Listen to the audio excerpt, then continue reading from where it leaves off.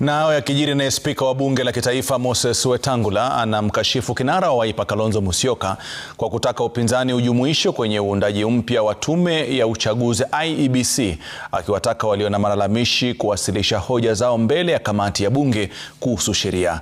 Kauli ya Wetangula inajiri wakati ambapo wabunge wa mrengo wa Kenya Kwanza wameapa kupitisha majina yote ya walioteuliwa na rais kuchukua nafasi za mwenyekiti na makamishna wa IEBC. Seth Olale na taarifa kamili. Akizungumza kwenye ibada maalum katika shule ya Kamililo, kaunti ya Baringo, spika wa bunge la taifa Moses Wetangula alimkosoa kiongozi wa Wiper Kalonzo Musyoka kwa kuingilia shughuli ya kuteuliwa kwa makamishna wa tume ya uchaguzi IEBC. Enda ambia kwa kamati ya bunge ili tuseme wewe pengine hutoshi, mwingine atafuta. But let's not just be rejecting anything and everything because it's not being brought by you.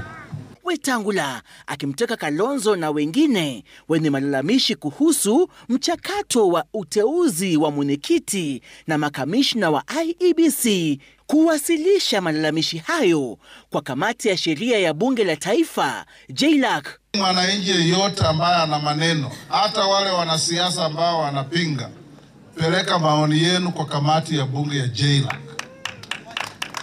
That is the process. Haya yanajiri huku wabunge wa Kenya Kwanza wakiapa kuidhinisha majina ya mwenyekiti na makamishna wa IEBC waliopendekezwa na Rais Ruto. Wale watu ambaye mambo yao ni kupinga serikali kila wakati. Sisi tunataka kuuliza, tunataka IEBC kama jana.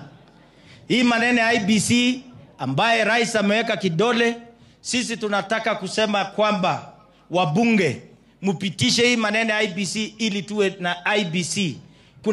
Na wakati ile kesi ya wale muli wawili imeamuliwa na ile jopo ya kuteua makomishona imefanya kazi na imetuma majina kwa rais.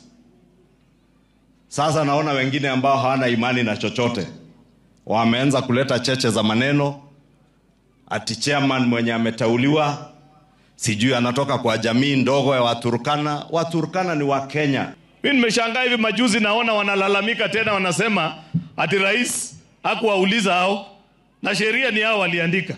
Ningependa kumuuliza ndugu yangu Kalonzo, tafadhali nionyeshe kwa hii sheria ambayo tulipitisha ni wapi inasema ati Kalonzo mpaka aulizwe. Ile kazi rais amefanya, hata ukichukua marais wote waine, hakuna rais atakuwa amefanya kazi ile William Ruto amefanya. Na niwaambie, ukiona mtu anapigwa ni mtu ambaye analeta mabadiliko. Mtu yoyote ambaye haleti mabadiliko, hakuna mtu anahaja na yeye. Seth Olale, runinga ya Citizen.